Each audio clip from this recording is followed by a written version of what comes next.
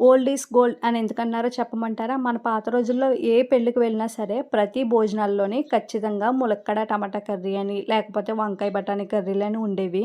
అది ఇప్పుడు ఏ పెళ్ళికి వెళ్ళినా సరే వెజ్ చికెన్‌లు లేకపోతే పూల్ మకానీ కర్రీలని రకరకాల కర్రీస్ అయితే వచ్చేసినాయి. కానీ వాటి టేస్ట్ వాటిదే, వీటి టేస్ట్ వీటిదే. అందుకే ఓల్డ్ ఈజ్ గోల్డ్ అని అన్నారు. ఈవేళ నేనొచ్చేసి ములక్కాడ టమాటా కర్రీనైతే వండుతున్నాను. ఈ ములక్కాడలు మా ఇంటి దగ్గర చెట్టుకి కాసినాయి కాబట్టి టేస్ట్ అయితే చెప్పుకోక్కర్లేదు. చాలా బావుంటాయి. ఇంక ప్రాసెస్‌లోకి వెళ్ళిపోతే ఒక ప్యాన్ పెట్టుకొని ఆయిల్ హీట్ అయిన తర్వాత ఉల్లిపాయ ముక్కల్ని, పచ్చిమిర్చి చీలికల్ని వేసుకొని బాగా ఫ్రై చేసుకోవాలి.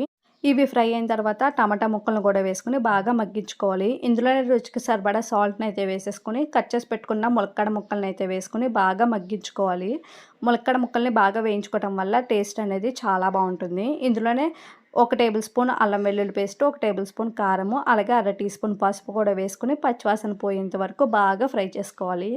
ఇవన్నీ బాగా ఫ్రై అయిన తర్వాత ఒక గ్లాస్ వాటర్ అయితే వేసేసుకొని పైన కొద్దిగా కొత్తిమీర జల్లుకొని మీడియం ఫ్లేమ్‌లో పెట్టుకొని కర్రీనైతే బాగా ఉడికించుకోవాలి.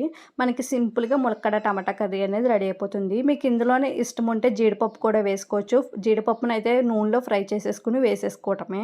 అలాగే ఇందులోనే చాలామంది ఎగ్స్ కూడా వేసుకుంటారు. నేనైతే ఎగ్ వేయలేదు. ఈవేళ ఫ్రైడే కదా అని.